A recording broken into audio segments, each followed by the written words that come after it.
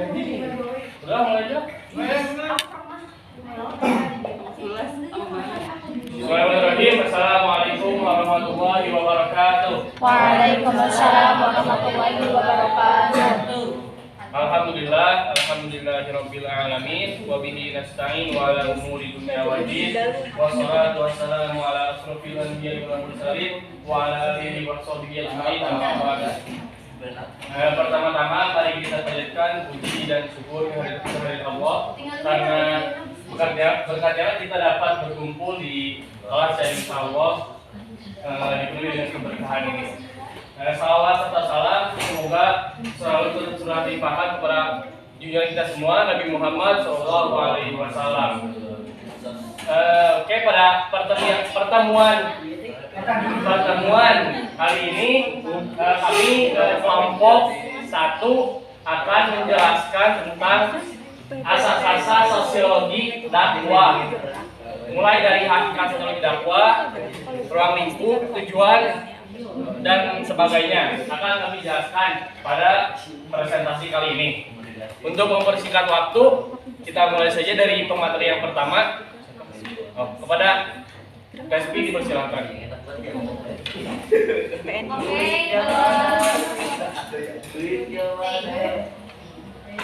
sini aku bakal menjelaskan tentang hakikat sosiologi dakwah.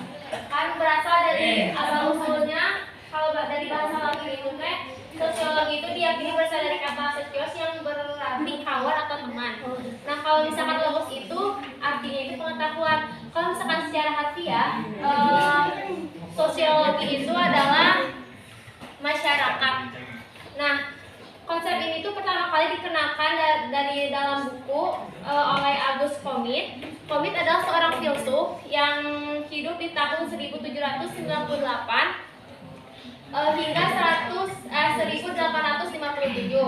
Nah, si Comte ini tuh menggambarkan sosiologi itu sebagai ilmu yang tidak hanya mempelajari gejala dan struktur sosial masyarakat gitu, tetapi juga menginvestigasi ikatan antara individu-individu dalam suatu masyarakat. Nah, menurut Quraisy Shihab juga, dakwah ini tuh seperti mengajak orang untuk memahami dan berusaha merubah keadaan menjadi lebih baik dan sempurna gitu, baik untuk dirinya sendiri maupun untuk masyarakat. Tadi apa? Sosiologi itu kan artinya apa? Sosiologi masyarakat. Nah, dakwah bukan hanya tentang meningkatkan pemahaman atau pandangan hidup seseorang gitu, tetapi juga menetapkan ajaran Islam secara menyeluruh dari berbagai aspek. Sosiologi juga berusaha untuk memahami sifat dan tujuan bersama dalam masyarakat, termasuk proses pembentukan, pertumbuhan, dan perubahan yang terjadi di dalamnya.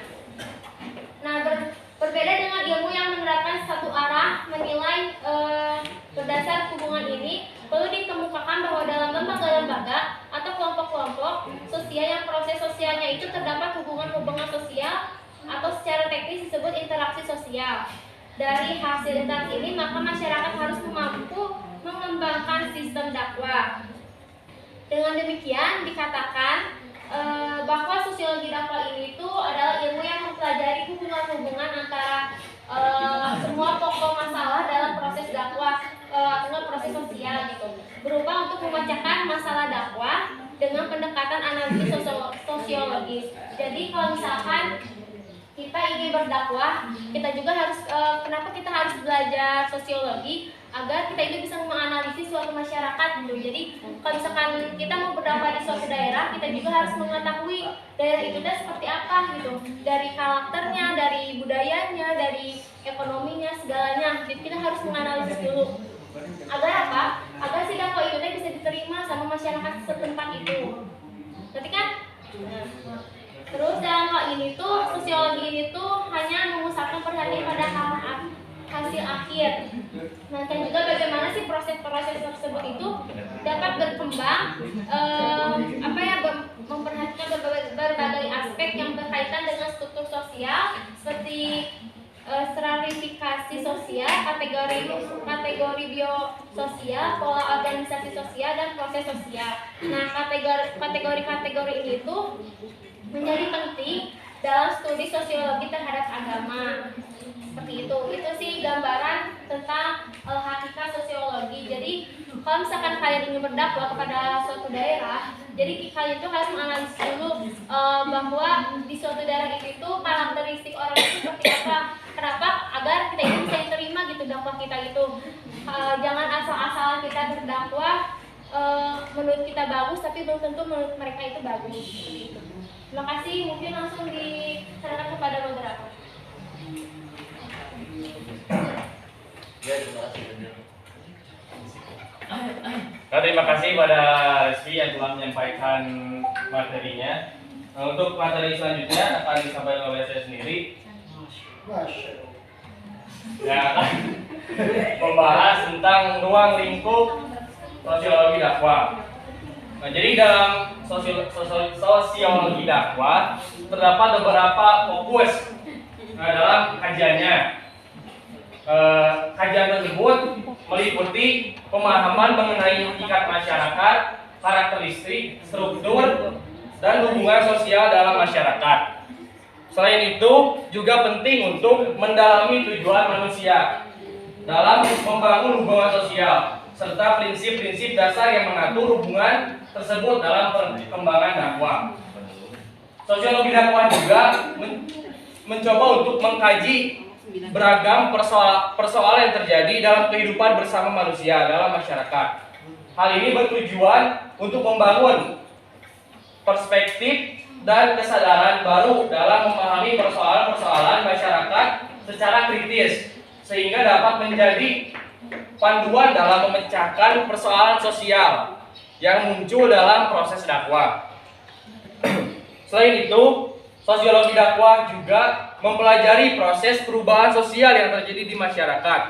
Pengetahuan tentang perubahan sosial ini menjadi acuan dalam merencanakan perubahan sosial dalam kerangka dakwah.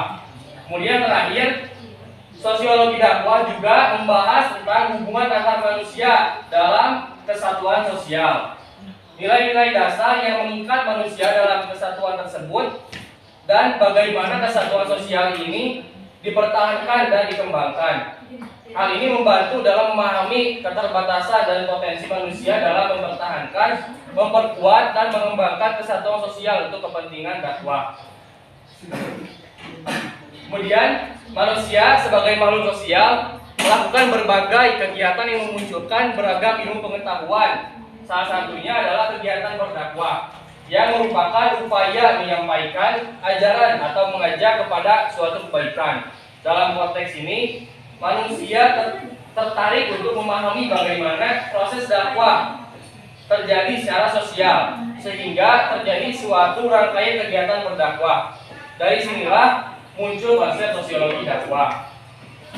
Meskipun sosiologi dakwah masih terbatas dalam pemahaman masyarakat luas, baik di Indonesia maupun di dunia, namun dalam tahap awalnya, perumusan sosiologi dakwah merupakan langkah pertama dalam pembentukan disiplin ilmu yang baru. Sosiologi dakwah berusaha untuk mengkaji eksistensi dan esensi masyarakat secara komprehensif dan dalam perspektif dakwah. Nah, mungkin sekian yang saya sampaikan. Untuk materi selanjutnya akan disampaikan oleh Sylvia. Yang selanjutnya yaitu ada tujuan sosiologi dakwah. Tujuan sosiologi dakwah meliputi beberapa aspek penting. Yang pertama ada bertujuan untuk memahami, menganalisis, dan meningkatkan efektivitas dakwah dalam konteks-konteks sosial. Yang pertama, sosiologi dakwah bertujuan untuk menganalisis proses sosiologi keagamaan baik dalam keluarga, masyarakat yang secara luas. Sosiologi dakwah yang kedua ada sosiologi dakwah bertujuan untuk menganalisis perkembangan dan kemajuan sosial keagamaan. Ia melibatkan pemahaman tentang bagaimana nilai-nilai keagamaan mempengaruhi perilaku dan pola interaksi sosial dalam masyarakat dengan memahami dinamika. Terus ada sosiologi dakwah yang bertujuan untuk menganalisis tingkat partisipasi orang-orang yang memiliki pengetahuan keagamaan dalam kegiatan dakwah dalam masyarakat.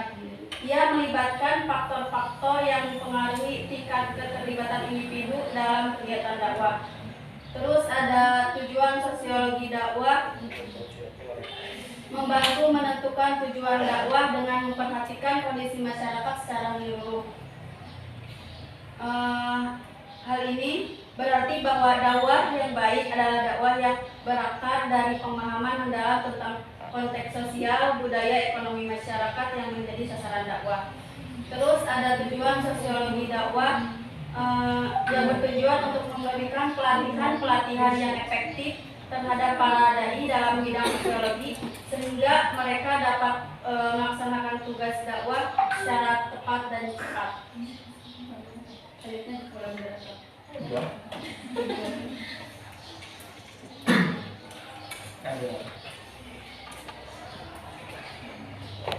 Terima kasih para siswa yang telah menyampaikan mungkin tadi materi terakhir ya.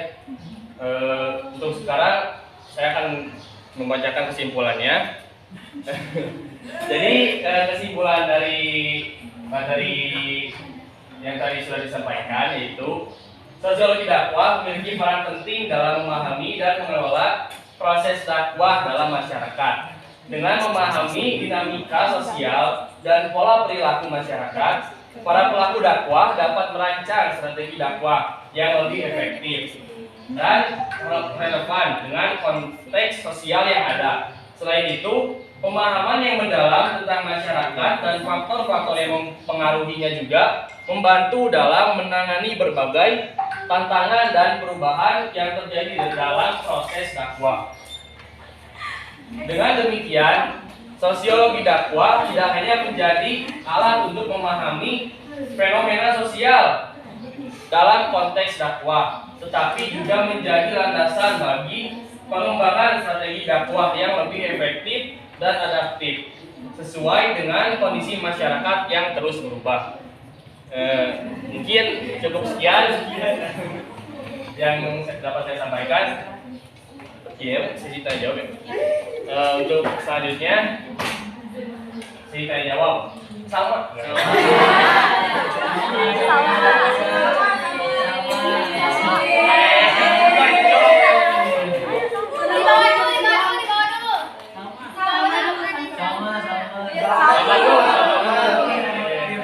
Sama pertama hashtag Salma. Silakan Salma. Salma Expadil. Bagaimana cara mengembangkan sistem dakwah yang baik di kalangan masyarakat?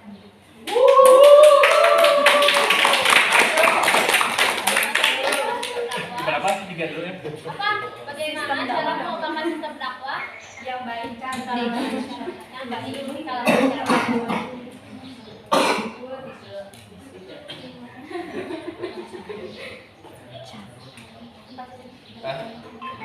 Tiga dulu aja ya. Alam. Satu, dua. Satu, dua.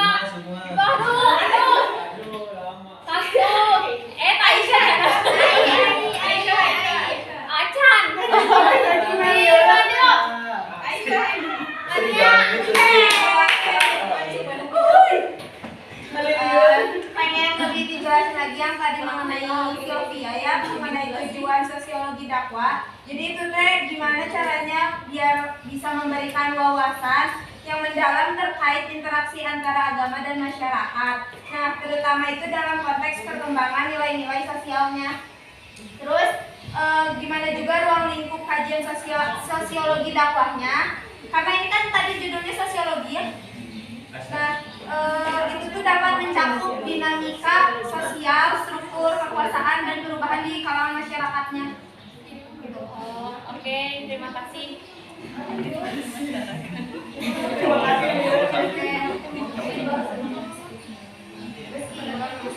Sok, cowok satu. Satu, dua, dihadap keluar. Satu, dua, tiga. Riang, riang.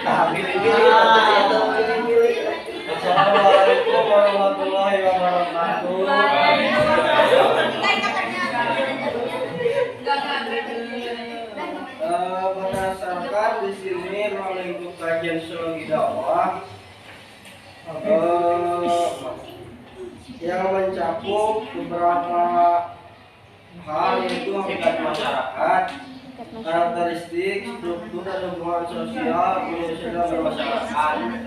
Nah kan ini tuh kayak nggak mengkaji suatu ilmu tetapi semuanya dikaji. Nah pertanyaannya apakah ada persamaan sama ilmu antropologi dakwah? Antropologi, sosiologi dakwah sama antropologi dakwah. Nah, persamaan ada nggak gitu? Terima kasih. Saya ada beberapa dulu untuk 3 pertanyaan. Untuk buat yang sama, untuk bagaimana sih cara mengembangkan sistem dakwah di kalangan masyarakat, ada juga beberapa pertimbangan gitu atau enggak beberapa langkah yang bisa diambil, yaitu pemahaman audiens. Jadi kenali dulu target kamu mau kemana gitu ya, target kamu tuh mau kemana, terus pahami juga kebutuhan audiens kamu tuh apa aja biar bisa diterima kan, terus minatnya juga dan kekhawatiran mereka. Terus ada media sosial dan teknologi. Nah kamu juga bisa memanfaatkan teknologi sekarang, karena kan sekarang teknologi makin canggih ya, makanya kamu bisa memanfaatkan itu untuk bisa berdakwah gitu. Apalagi di kalangan sekarang yang mungkin lebih targetnya tuh lebih ke sosial media kan. Terus juga kolaborasi dan kemitraan. Nah kolaborasi kemitraan itu organisasi yang individu yang memiliki visi misi sama kamu yang sama gitu. Jadi kamu ikut-ikutan gitulah, kayak keorganisasian yang kamu visi misi sama organisasi itu sama gitu. Terus pendidikan dan pelatihan. Nah sediain juga program-program pendidikan sekarang kan itu banyak pelatihan. Nah kamu bisa berkontribusi di sana. Terus juga inovasi dan pesan, kembangkan juga pesan-pesan dakwah yang relevan gitu, yang gampang dipahami sama audiens sekarang itu seperti apa. Jadi kamu tuh emang benar-benar harus menganalisis, makanya kamu itu perlu di sini perlu belajar sosiologi dakwah itu yaitu agar kamu tahu minat audiens itu seperti apa. Udah sih itu aja menurut aku mah. Mau lagi ya? Ini pami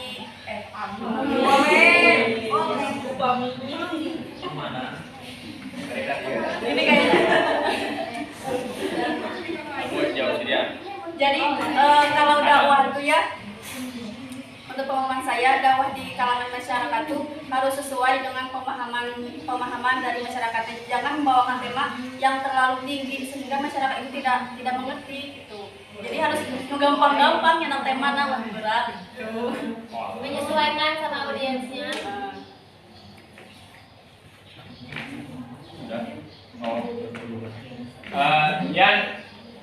Yang menjawab. Berarti perbedaan antara antropologi dan sosiologi ya? Kan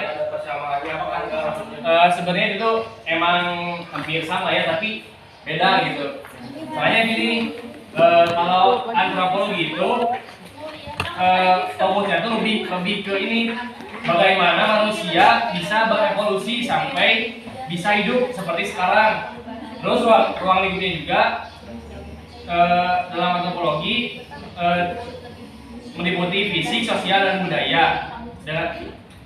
Dari hal tersebut, antropologi juga lebih mempelajari tentang aspek biologis dan sosiokultural atau asal-usul manusia sebagai salah satu makhluk hidup di bumi.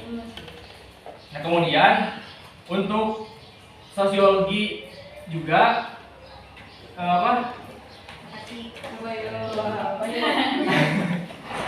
definisinya itu yaitu ilmu yang berkaitan dengan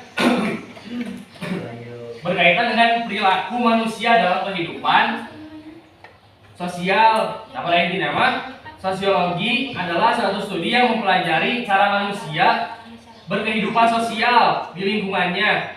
Berkehidupan sosial itu berarti terkait dengan interaksi yang dilakukan, perilaku yang dilakukan, serta hal yang lainnya. Jadi gimana ya? Kalau antropologi mah ngebahasnya itu sampai ke asal usul gitu, biologisnya gitu, dari bisa aja apa dari zaman Paku gitu nih, buatnya tuh kalau itulah pokoknya. Nah jadi intinya mah perbedaan antara antropologi dan sosiologi itu terletak pada fokus yang dipelajari. Antropologi mah mempelajari asal usul manusia, sedangkan sosiologi mempelajari perilaku manusia di lingkungan masyarakat. Gitu. Ya, terima kasih Pak Rizal. Ya, sama. Oke, pertanyaan yang bertanya ya. Jadi tujuan sosiologi dakwah itu kan menganalisis interaksi antara agama sama masyarakat. Jadi ke ruang lingkup kajiannya itu kan struktur kekuasaan, perubahan budaya dan dinamika sosial yang semuanya itu mempengaruhi. Jadi kayak mempengaruhi strategi dakwah dan penyebaran nilai-nilai agama dalam masyarakat. Jadi tujuan sosiologi dakwah ini itu ya tadi kayak kita itu bisa menganalisis suatu daerah, untuk kita bisa berdakwah di situ. Jadi membuat strategi dakwah di suatu masyarakat agar si pesannya itu sampai gitu ke masyarakat. Dan tadi kan dengan tahapan-tahapannya itu kan tadi udah kasih tahu ya di pertanyaan Salma. Kayak gitu sih lebih kurang lebihnya. Terima kasih Respi. Oke. Tadi ya. Sudah. Masih yang bertanya? Tapi udah gak dibuka lagi.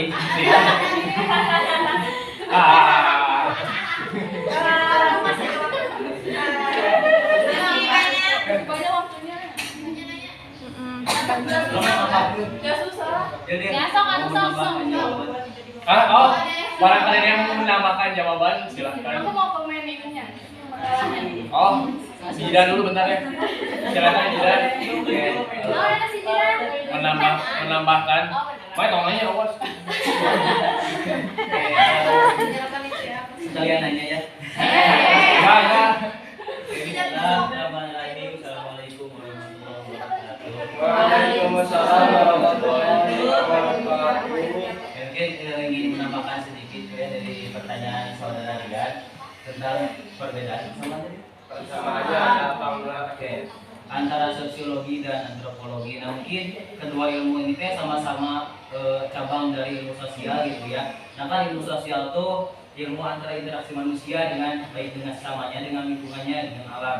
Nah kalau sosiologi itu tuh lebih ke manusia dengan masyarakatnya gitu, cara berkelompok, bersosialisasi tadi kayak kan sosial itu kawan, logos ilmu jadi cara bermasyarakat lah gitu yang mengaktifkan. Terus kalau antropologi itu tuh lebih ke kebudayaannya kayak tadi sebutin sama Fadil gitu. Nah mungkin ada juga beberapa ilmu yang lain itu selain sosiologi sama antropologi, ada juga ekonomi gitu, ilmu ekonomi. Nah gimana ilmu ekonomi itu antara manusia dengan kebutuhannya sehingga melahirkanlah ilmu ekonomi. Nah kemudian juga ada geografi antara ilmu manusia dengan alam. Nah ada juga yang menyebutkan bahwa ilmu geografi itu bukan dari lingkup ilmu sosial karena ilmu geografi itu bersentuhan dengan fisik gitu, dengan alam. Jadi ya cuma ada yang mengatakan itu masuk dalam ilmu sosial atau ada yang mengatakan juga itu tidak termasuk pada ilmu sosial. Kemudian juga ada sejarah. Nah kalau sejarah ini tuh antara manusia dengan masa lalunya, maka lahirlah ilmu sejarah. Terus juga ada ilmu politik antara manusia dengan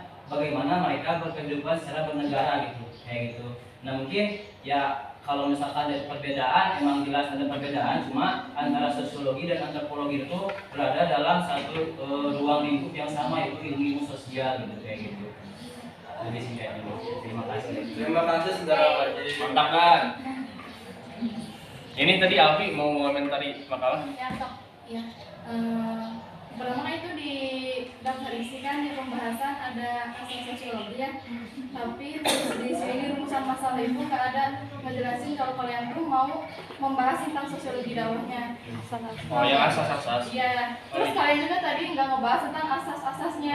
Nggak jadi. Nggak jadi. Terus kan di sini kan judulnya asas-asas sosiologi dakwah. Tapi di sini nggak ada asas sosiologi dakwahnya. Lain dan juga nyimak teh karena kok kayak gini mana asasnya gitu ditungguin dari lah kok kan masih gini doang asasnya mana itu mau nanya itu. Iya, tapi kalau di kepalanya mah ada. Tapi di rumah sama sama nggak ada. Jadi asas-asas itu mana itu kayak Ya udah ada aja ada. kayak gitu. Balik sama ya. Res, masa gini sih? Maaf ya, salah ngirim. Pembahasannya hilang.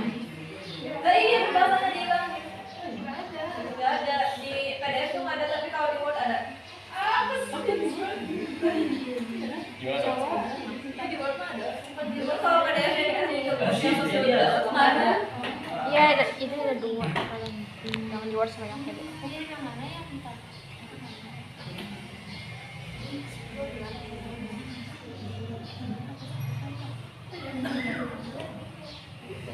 Gimana? Gimana?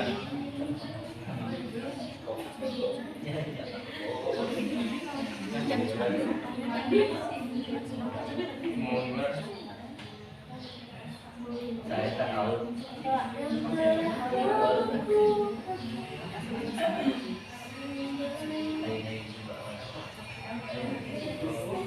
Yang ini kan yang versi. Udah nanti dikirim ya, aku salah kirim soalnya maaf. Ada asas-asasnya juga kok. Yang bener. Maaf ini peran kami. Oh jelas. Ntar boleh rupanya. Tadi ya. Jelasin ya. Nah.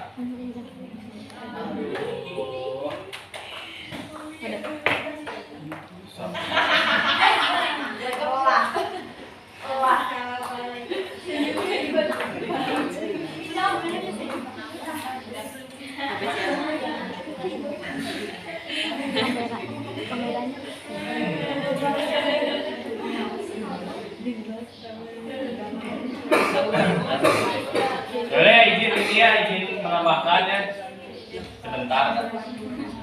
Asas-asas sosiologi. 1. Asas interaksi sosial. Salah satu asas tersebut merupakan salah satu asas fundamental dalam sosiologi adalah interaksi sosial. Konsep ini menekankan pentingnya hubungan antar individu dalam membentuk struktur sosial dan norma-norma yang ada dalam masyarakat. Salah satu sumber utama yang membantu pemikiran ini adalah karya-karya Max Weber, terutama teorinya tentang tindakan sosial dan konsep ideal tipe. Kemudian yang kedua ada asas struktur sosial. Asas ini menyoroti pola-pola yang berulang dalam masyarakat, seperti kelas sosial, kelompok-kelompok etnis, dan institusi-institusi sosial. Karya Emil Durkheim terutama konsep tentang solidaritas sosial dan fungsionalisme memberikan landasan penting bagi pemahaman tentang struktur sosial ini. Kemudian yang ketiga ada asas perubahan sosial. Perubahan merupakan fenomena yang tak terelakkan dalam masyarakat. Asas ini menitik beratkan pada pemahaman tentang bagaimana dan mengapa masyarakat berubah dari waktu ke waktu. Karya Karl Marx, terutama teorinya tentang konflik sosial dan materialisme dialektik, menjadi sumber inspirasi utama untuk memahami dinamika perubahan sosial. Kemudian yang keempat ada asas budaya. Budaya memainkan peran kunci dalam bentuk nilai-nilai, norma, dan institusi dalam masyarakat. Asas ini menyoroti pengaruh budaya dalam membentuk pola-pola perilaku dan struktur sosial. Karya-karya Clifford Geertz, terutama konsep tentang interpretasi budaya, memberikan wawasan mendalam tentang hubungan antara individu dan budaya. Kemudian yang terakhir, yang kelima, itu ada asas mobilitas sosial. Mobilitas sosial merujuk pada perpindahan individu atau kelompok dari satu posisi sosial ke posisi lain dalam struktur sosial. Konsep ini menyoroti kesempatan dan hambatan yang mempengaruhi pergerakan sosial. Karya Pierre Bourdieu, terutama teorinya tentang modal sosial dan reproduksi sosial, memberikan pemahaman yang mendalam tentang faktor-faktor yang mempengaruhi mobilitas sosial. Mungkin segitu aja asas-asas apa sosialnya. Ya udah segitu. Apalagi ya teh? Buat yang gak hadir aja. Kata licik kurang datang. Ngarai sumki kan? Nah, semuanya Tidak. apa pertanyaan ada? Hah? Apa pertanyaan? Enggak sih udah nih kayaknya. Oh. Ini menit Ya udah. Masih aja dong, nggak ada yang tanya. Dicukupkan saja ya